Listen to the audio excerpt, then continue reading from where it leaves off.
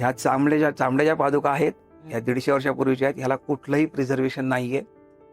आजही घोड्याची नाल आहे त्या पादुकाच्या मागच्या बाजूला. मोजडी सारख्या आहेत.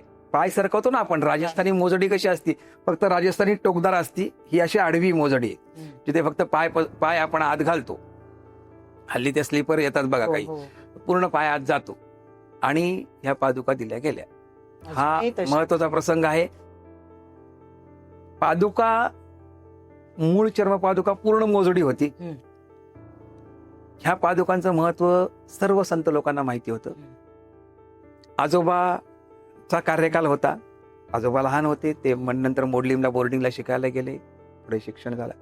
ह्या पादुकांच्या दर्शनाला, आता तुम्ही हा प्रश्न विचारला, अजूनही तशाच आहेत म्हणून सांगतो. ह्या पादुकांच्या दर्शनाला प्रत्यक्ष शंकर महाराज, बेडकर महाराज, प्रभाकर महाराज, गुळवणी महाराज हे सर्व लोक यायचे.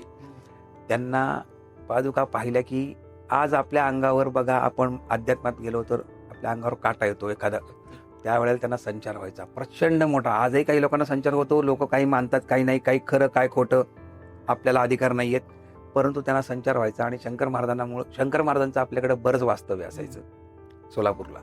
माझ्या आजोबांचा त्यांचा सत्संग चालायचा. श्रीनिवास काडगावकर, श्रीनिवास नारायणराव काडगावकर उर्फ शिनू काडगावकर असं त्यांचं आजोबांचं वाक्य. सुंदराबाईंचे नातू ते माझे आजोबा, सुंदराबाईंचे नातू.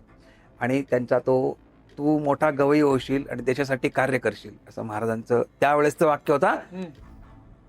आणि त्या पादुका ते घर्षण करायचे आणि मग ते जेव्हा घासायचे संत मंडळी, शंकर महाराज वगैरे, तर त्या वरचा जो मोजडीचा भाग आहे ना, त्याचे श्लेष उडालेले आहेत. पण तो 70% उडाले, 30% अजूनही ती मोजडी आहे.